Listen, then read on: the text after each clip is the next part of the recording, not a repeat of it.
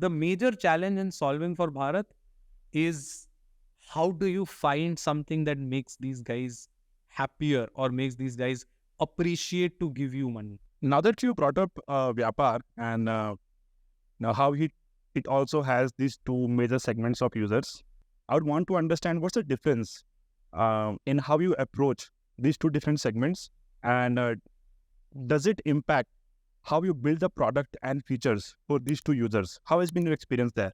Yes, it totally does. See, the guiding principle that we have followed is simplicity.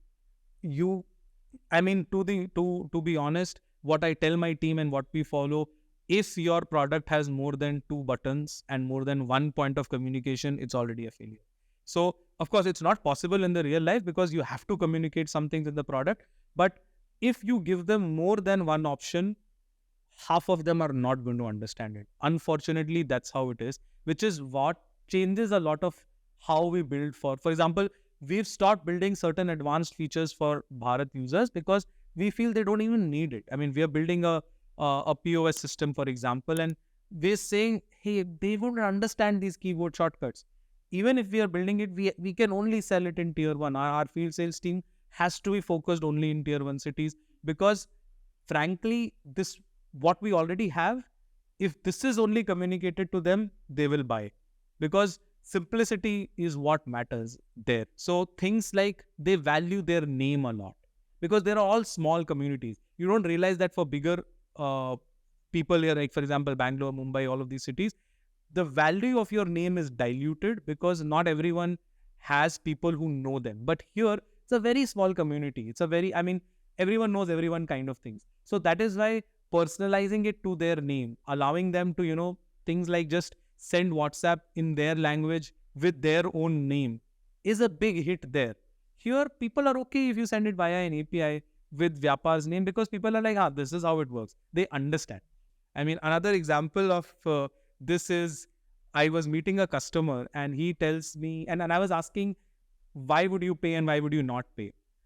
For him, he thinks or he thought the fact that he's giving his data to us should be enough for us to make money. Because people there think of data as this black box.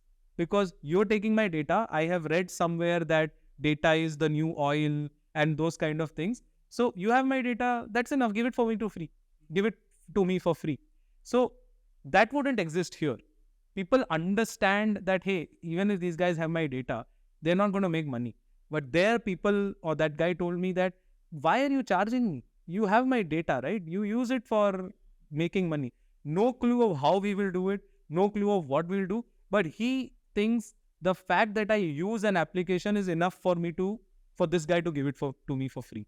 That's the difference. That's the level of difference in motivation. It was very deep. I think it strongly ties with what we keep telling people, like, who want to become PMs. It starts with understanding your customers, who your customers are, where they come from, what do they really want, what are their real pain points, what are their real motivations. Until you have a deep understanding of all of it, you cannot build the right product, the right features for them. And given what you are telling me about, your experience at Vyapar and these two different types of users, that's very interesting and very insightful.